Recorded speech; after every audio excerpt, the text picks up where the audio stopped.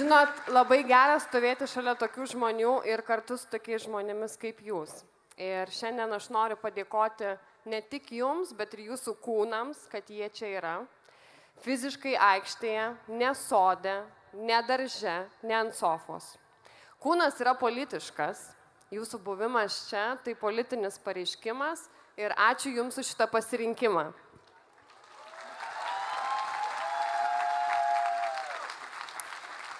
Šiandien šią savaitę, visą savaitę Vilniuje vieši daugiau nei 200 šokio profesionalų iš visos Europos, Azijos, tarp jų turim ir slovakų kolegų. Vakar paklausiau jų apie didžiausias jų padarytas klaidas ir viena jų situacijos normalizavimas. Jų didžiausias gailestis, kaip kultūros žmonių, praleista proga užkirsti kelią populistinių jėgų daromiems politiniams pokyčiams dar pirmose stadijose. Šiandien tie patys žmonės, kurie buvo didžiausi prisitaikymo prie situacijos šalininkai, yra atleisti iš darbų ir stovi pirmose protestų linijose. Jau šią savaitę čia Lietuvoje pasirodė žinia apie planus keisti tvarką ir didinti politinę įtaką skiriant kultūros įstaigų vadovus Lietuvoje, galutinį sprendimą perduodant kultūros ministrų ar savivaldybių merams.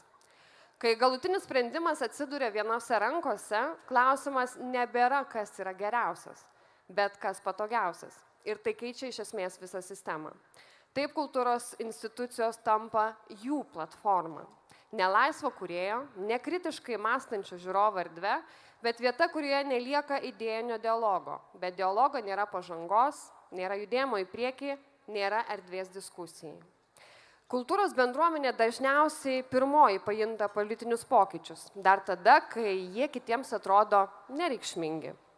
Tokia jinai yra ir šiandien, nepaisant to, kad dalis jos, mūsų bendruomenės, iš baimės valo protesto ženklus nuo savo įstaigų sienų, taip kurdami alternatyvę realybę pagrindiniam valstybės vadovams. Nebūkime tais, kurie bijo valdžios, kuri bijo mūsų. Nepamirškime orumo, pagarbos savo ir kitam, nes kai pradedame slėpti savo nuomonę nuo išrinktos valdžios, mes patys kuriame sistemą, kurioje bijome kalbėti. O tai kelias atgal - į tylą, į baimę, į kontrolę. Savo poziciją mes stabdome ne tik buldozerius, bet ir padedame valdantiesiems pamatyti realybę, kurios jie vengia. Lietuva pasikeitė, visuomenė pasikeitė. Ir žinot, stiprios rankos reikia silpnai valdžiai. Mums jos nereikia. Mes esam stiprus. Ačiū jums labai.